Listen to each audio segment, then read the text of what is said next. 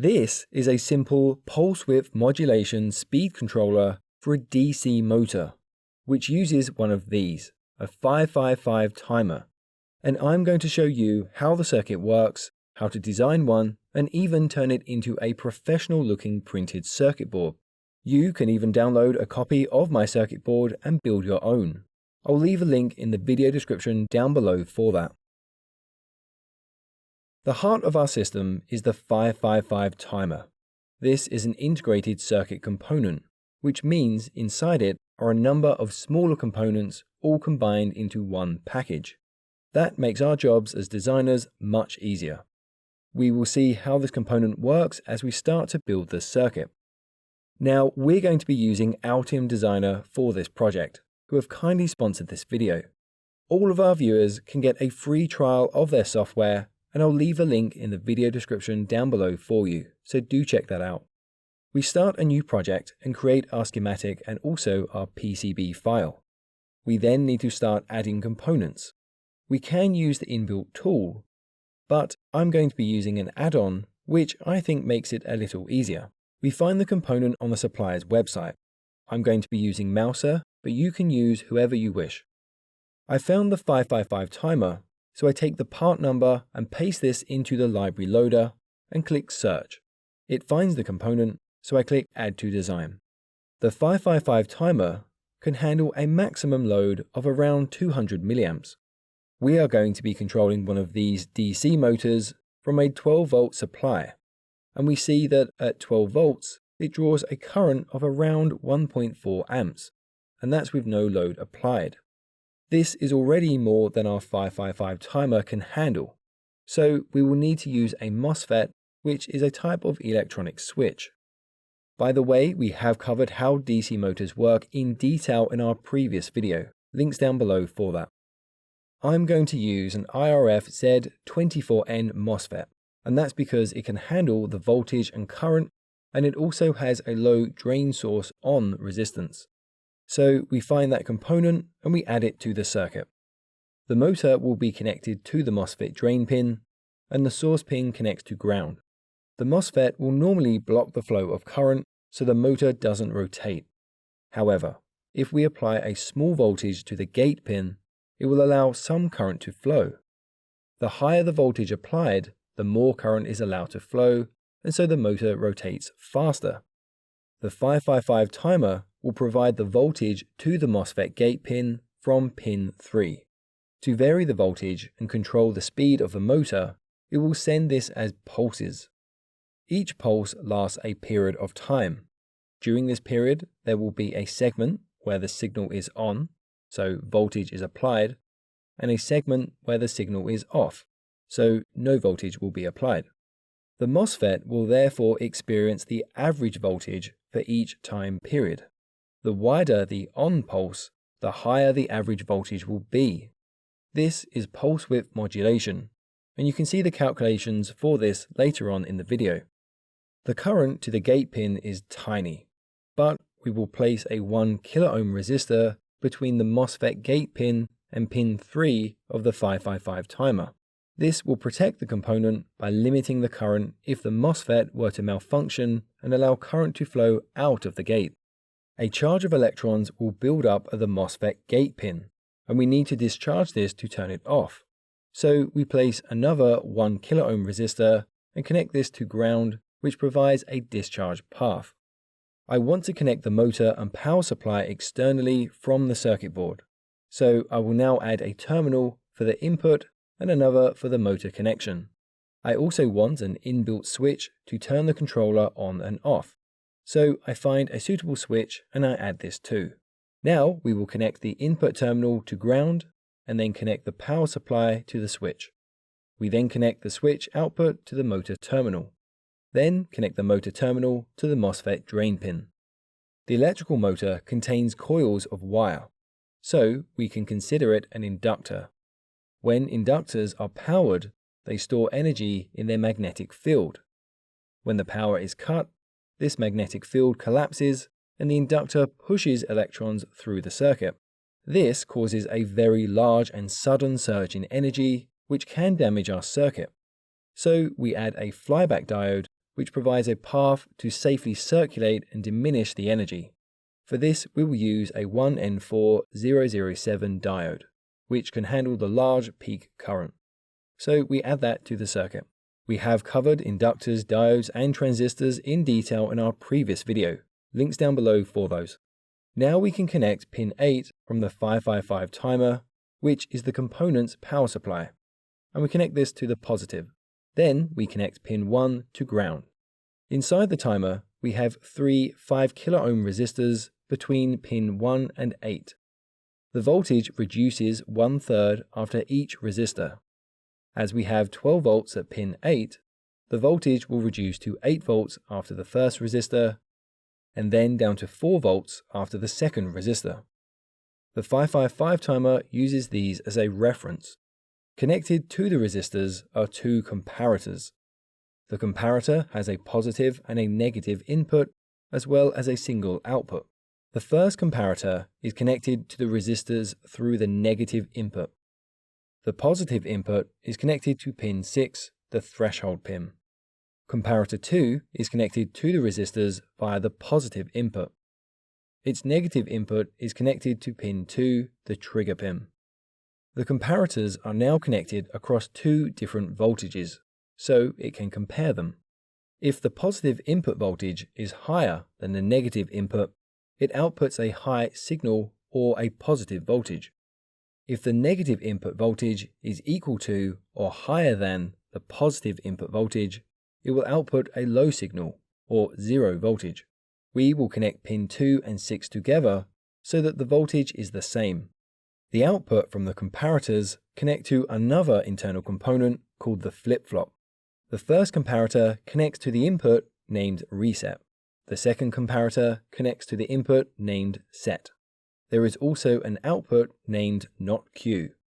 When the flip-flop receives a high signal from comparator 1, it outputs a high signal. When the flip-flop receives a high signal from comparator 2, it outputs a low signal.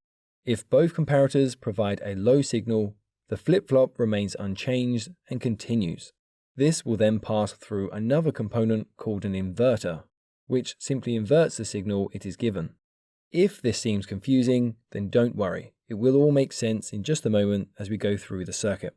If we apply a small voltage, for example 3.9 volts, to pins 2 and 6, comparator 1 outputs a low signal, and comparator 2 outputs a high signal. This sets the timing interval to begin. The flip-flop outputs a low signal, the inverter outputs a high signal. As we increase the voltage, for example to 6 volts, comparator 1 and 2 will output a low signal. The flip-flop remains unchanged. The timing continues. But at 8 volts, comparator 1 outputs a high signal, and comparator 2 outputs a low signal. The output of the flip-flop now reverses, and the output is high. This resets the timing. The output of the flip-flop remains the same until the voltage decreases to around 4 volts, where comparator 1 outputs a low signal and comparator 2 outputs a high signal. This starts the timer again. So we see that as the voltage on pins 2 and 6 increases and decreases, the output of the 555 timer changes. So to control the voltage and therefore the time interval, we connect pins 2 and 6 to a capacitor. When we connect a capacitor to a power supply, it instantly reaches the battery voltage. But if we connect it via a resistor, the resistor slows down the charging time. The larger the resistor, the longer it takes to charge the voltage up. So to charge our capacitor, we will use a fixed 1 kilo ohm resistor and a 100 kilo ohm potentiometer. The potentiometer is a variable resistor, so we can therefore vary the capacitor charging time. We will need to also discharge the capacitor in order to restart the timer, so we will add 2 diodes to create a separate charge and discharge path. The current in this part of the circuit is very small, since the resistors are in the kilo ohm range. We will use 2 1N4148 diodes, which have a forward current of around 300 milliamps, which will be fine for this application. The capacitor will be a 10 nanofarad ceramic capacitor. We will see why in just a moment. So we add these components to the circuit. Then we connect the diodes to the fixed resistor and the diodes to pins 1 and 3 of the potentiometer. Then we connect the capacitor to ground as well as to pin 2 and 6 of the 555 timer and also to pin 2 of the potentiometer. Pin 7 is the discharge pin, which is connected to our timing capacitor. Inside the 555 timer, the output of the flip-flop connects to the gate pin of an internal transistor. This controls the flow of current from the capacitor to ground. When the flip-flop output is low, the transistor is off, so the capacitor charges and the voltage begins to increase.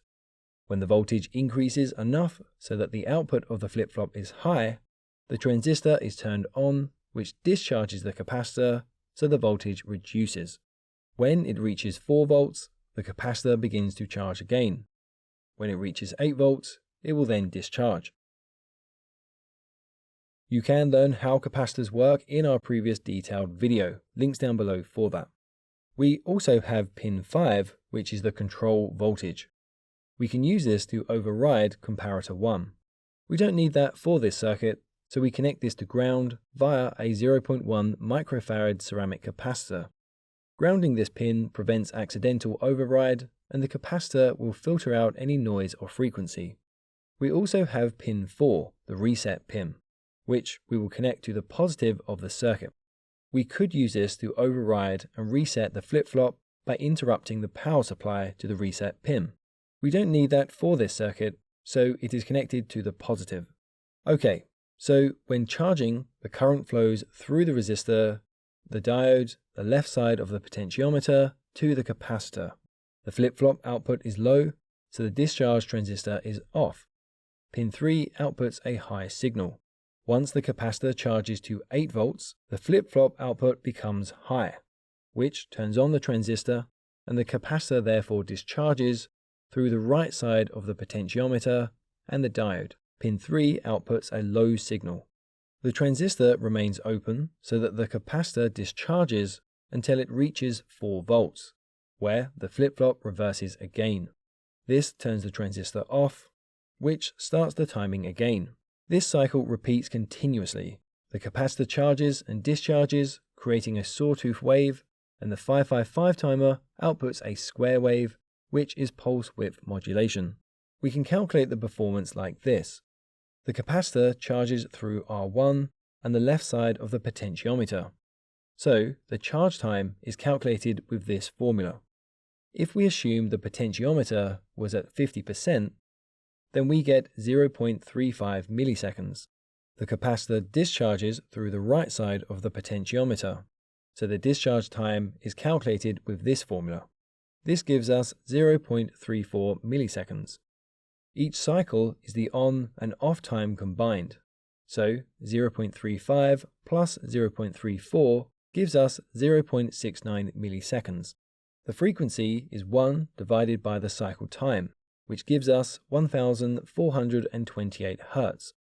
The duty cycle is calculated like this, so the output is on for around 50% of the time. We use the 10 nanofarad capacitor because it gives us a very high frequency and the DC motor works best at high frequency. If we use a very large capacitor, for example 100 microfarads, the frequency drops to 0.14 Hz, and each cycle takes 7 seconds to complete. So you can use other size capacitors, but consider how this will impact the motor's speed.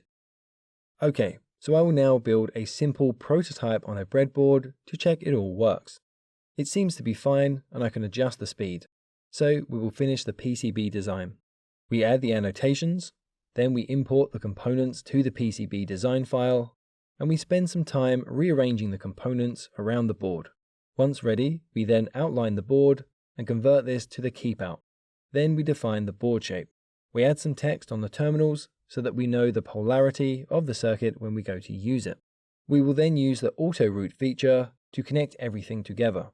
Once it is complete, we will increase the width of the routes which carry a large voltage and current. An increase to 1 mm should be fine. We will probably need to move some of the routes to a better location, so do check your design over.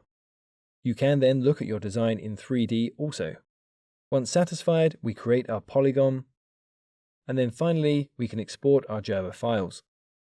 So now we're ready to have our circuit board printed. We're going to be using JLC PCB to print our circuit board, who have also kindly sponsored this video. They offer exceptional value with 5 circuit boards from just $2. Do check them out, I'll leave a link in the video description down below for you. Don't forget, you can also download my design files.